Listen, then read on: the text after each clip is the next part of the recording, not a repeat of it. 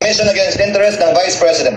Again, to reiterate, if this was stated by any other party or person, not a member of the panel of prosecutors, not counsel for prosecutors, not the counsel for respondents, it would have been perfectly okay.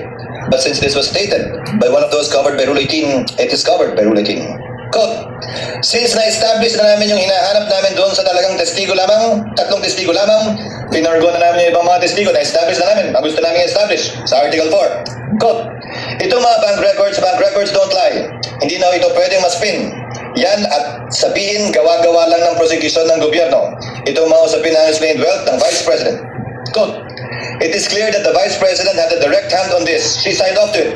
No, not just the use, but the way it was liquidated.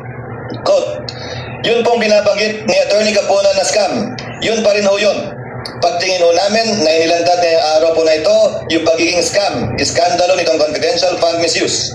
Quote, malinaw din na sinasabi niya na hindi kailangan sabihin pa na ginamit ito para sa personal na paggamit ng Vice President. Itong confidential funds na ito, dahil sabi nga niya, nakalagay na yan doon sa joint circular. Quote, siguro naman, explain for everybody to see yung conclusion, no? Yung conclusion na tama ba yung pinagamitan ng confidential fund? Hanggang kailan ba yung pagpipikit mata natin sa isang bagay na napakaklaro naman?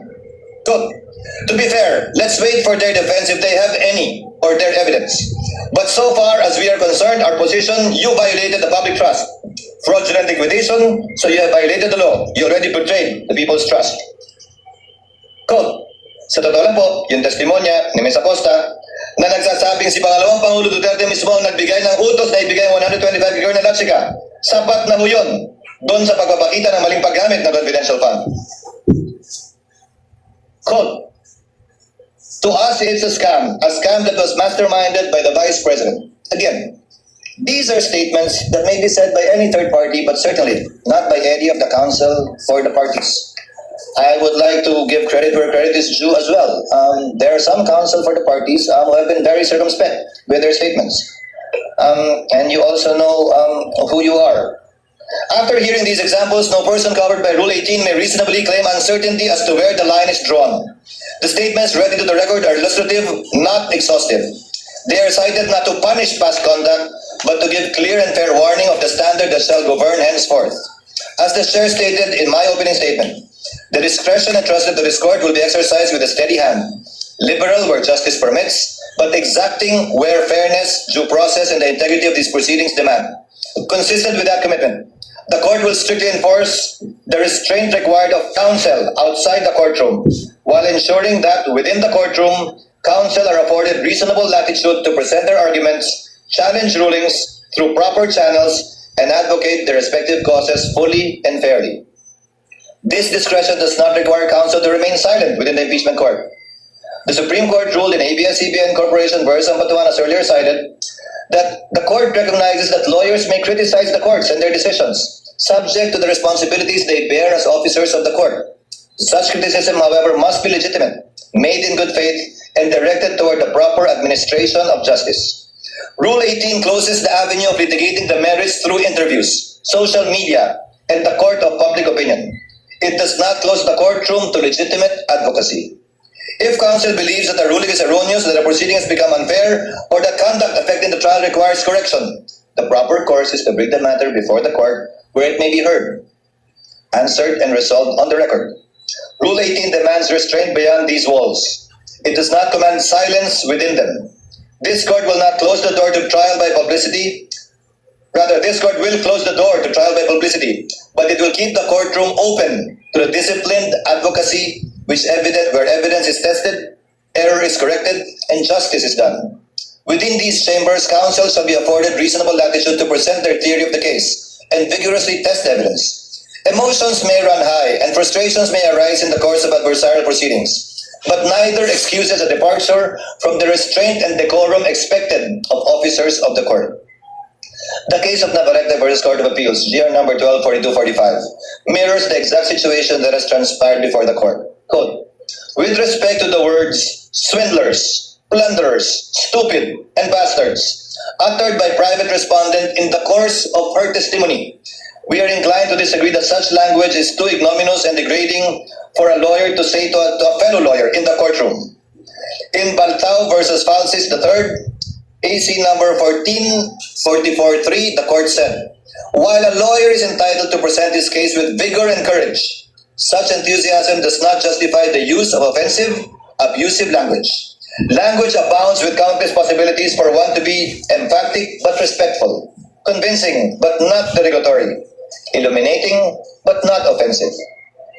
The latitude afforded to counsel is not a license to substitute inflammatory, intemperate, or undignified characterizations for proof. Consistent with the chair's earlier ruling, the term scam, mastermind, modus operandi, as used during the past proceedings, stands stricken from the record. Counsel remain free to advance the factual and legal theories underlying their positions, but they must do so through evidence, reasoned argument, and court-appropriate language, not through expressions that prejudge disputed facts, attribute wrongdoing not yet established, cast offensive personalities upon others, or needlessly inflame the proceedings. Language uttered in the presence of the court that amounts to disrespect, offensive personalities, or misbehavior that obstructs or interrupts the proceedings may, when the applicable threshold is met, be dealt with as direct contempt under the rules on impeachment, with Rule 71, Section 1 of the rules applying suppletorily. Whether or not such language rises to the level of direct contempt, counsel remain independently bound by the CIPRA to observe courtesy and civility and the use of dignified language in all their professional dealings, even as adversaries. This brings the chair to the relevant provisions of the CIPRA independently of Rule 18, Canon 2 of the CIPRA requires every lawyer at all times to observe respect and courtesy in personal and professional dealings. Canon 2, Section 2 further requires lawyers to act with courtesy, civility, fairness, and candor towards fellow members of the bar. These duties govern how counsel treat one another both in and outside the courtroom. Canon 2, Section 4 likewise requires dignified language in all personal and professional dealings and prohibits abusive, intemperate, offensive, or otherwise improper language, whether oral or written, and whether made through traditional, electronic, mass, or social media. For the avoidance of doubt, Rule 18 applies only to the persons expressly covered therein: the presiding officer, the senator judges, the prosecutors, the person impeached, and their respective counsel and witnesses. With respect to counsel, Rule 18 applies specifically to those who have formally entered their appearance before the impeachment court. Separately, when a spokesperson is a member of the bar but has not entered his or her appearance, the relevant provisions on indirect contempt under Rule 71, Revised Rules of Court, and when warranted, the CIPRA shall nonetheless apply to said person. In any case, this shall be without prejudice to any recourse to Rule 71, Revised Rules of Court with respect to any person who may commit indirect contempt against the impeachment court not covered by Rule 18.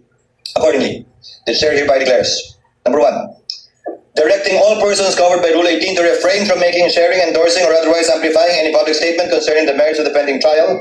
Counsel for both parties are further directed to observe the applicable provisions of CIPRA. Number 2, reiterates the chair's suggestion that each party consider appointing a spokesperson who is not a member of their legal team, or if they are, for it to be clear to them that these rules shall apply to them, given that they are counsel for the parties strictly. If the parties elect to retain their current spokespersons, the Rule 18 shall be strictly applied as to them. The court further advises respective counsel that the violation of this order may carry consequences separate from contempt. Where the same conduct appears to violate CIPRA, the chair may direct the clerk to transmit the certified copy of the pertinent order, transcript, and records to the Supreme Court or the Office of the Bar Confidant for whatever action the Supreme Court may deem proper. Such transmittal is a referral, not a finding or penalty of professional discipline. Disciplinary jurisdiction over members of the bar still remain with the Supreme Court. Further, for avoidance of, doubt, a referral through the Office of the Bar Confidant shall not rest on an alleged violation of Rule 18 standing alone. Such referrals may concern other conduct outside of Rule 18 unbecoming of a member of the bar. The chair then issues this final warning: on any willful disobedience of this order, it shall be dealt with accordingly henceforth. The ruling prescribes the standards governing future conduct and does not by itself adjudge any identified person guilty of contempt or liable for a professional violation. The chair closes with separate reminders to the prosecution, counsel for the respondent, and senator judges. To the prosecution, the primary duty of a public prosecutor is not to convict, but to see to it that justice is done. This duty is expressly stated in Canon 2, Section 31 of CIPRA, and echoed in Attorney Francisco versus Attorney Zuniga Lagman, AC 13035. The prosecution's object must therefore be the just resolution of the case, not victory at all costs. This obligation governs not only the evidence and arguments presented before the court, but also counsel's conduct outside of it. To the respondent and to her counsel, the corresponding duty of defense counsel is not to secure an acquittal at all costs. In People of the Philippines versus XXX, GR number 245926, the Supreme Court reminded counsel for the accused of their fiduciary duty to provide competent, efficient, conscientious, and diligent representation. Under the same reason, counsel for respondent must faithfully protect their client's constitutional and procedural rights, rigorously test the prosecution's evidence, and hold the prosecution to the burden of proof governing these proceedings, while remaining within the bounds of the law, ethics, and the lawful orders of this court. To my fellow senator judges, including this representation, the chair adopts the reminder in Webb versus De Leon, GR numbers 12, 1234, and 1245. Quote, more than convincing the guilty, more than convicting the guilty and acquitting the innocent, the business of this court is to assure fulfillment of the promise that justice shall be done and is done, and that the only way for this court to obtain an acquittal, and that is the only way for this court to obtain an acquittal from the bar of public opinion. That obligation rests upon every senator judge to decide solely upon the record, under the Constitution and under our rules, and in a manner worthy of the confidence of the people to whom this court is ultimately accountable. Thank you, and we may proceed with the trial at hand.